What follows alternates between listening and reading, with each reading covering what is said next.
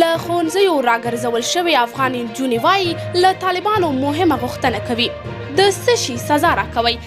ځینو افغانو نجونو BBC پښتو پاڼې ته خپل احساسات لیکلي چې افغانستان کې طالبانو له څو میاشتو راهیسې له ښوونځیو راګرځولي دي. د خوندیتوب لپاره یې نومونه او د ښوونځیو ځایګی نه په ډاګه کوو. نن د خپلو تیارو ورځو او د نیمګړو هیلو په اړه په خپله تیاره کوټه کې ناسته یم او لیکل کوم. په یاد مې دي چې کله به ښوونځي ته تلم څپلۍ به مې شکېدلې وې، کله به مې کالي شکېدلي ول، کله به بکسه نه وه او کله به د لارې په نیمه کې بکسه یا څپلۍ وشکېدلې. خو ما هم هیڅ کله د بدبختۍ احساس نه و کړی، ځکه پوهېدم چې اصلي نیکمرغي په څه کې ده. کله چې مې ټولګیوالې زنګ راووهي وایي په یاد دي چې کله به له ښوونځي رخصت شو نو آیسکریم به مو واخیستل، په ګډه به مو وخوړل او د خپلو هیلو په اړه به مو خبرې کولې. په یاد دي وي چې ویل به مو کله چې له 12مه فارغ شو نو یو شان کالي به کوو، چکر ته به لاړ شو او د خپلو هیلو ارمانونه به ونمانځو.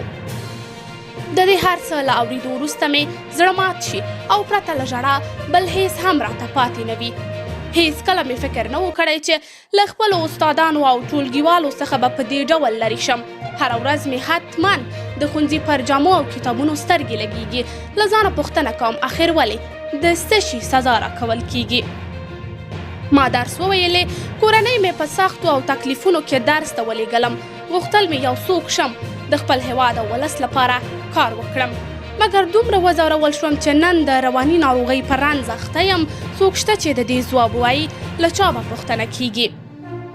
پرون د مکتب له مخې تېرېدم، هغه د ښوونځي لاره چې د نجونو د هیلو، خوشبختیو او رنګونو لاره وه نن د دې ټولو ارمانونو څخه تشه او بې خونده ده. اخر ولې؟ آیا تاسو کولی شئ موږ درک کړئ؟ نږدې 230 ورځې ما له ژړا پرته نه دي تېرې کړي. زما د ځورولو او دردولو پوښتنه به له چا کیږي؟ قدرمنو لیدونکو، تاسې د افغان نجونو په هکله څه نظر لرئ؟ نظریات مو راسره کمنټ کې شریک، ویډیو لایک او چینل سبسکرایب کړئ.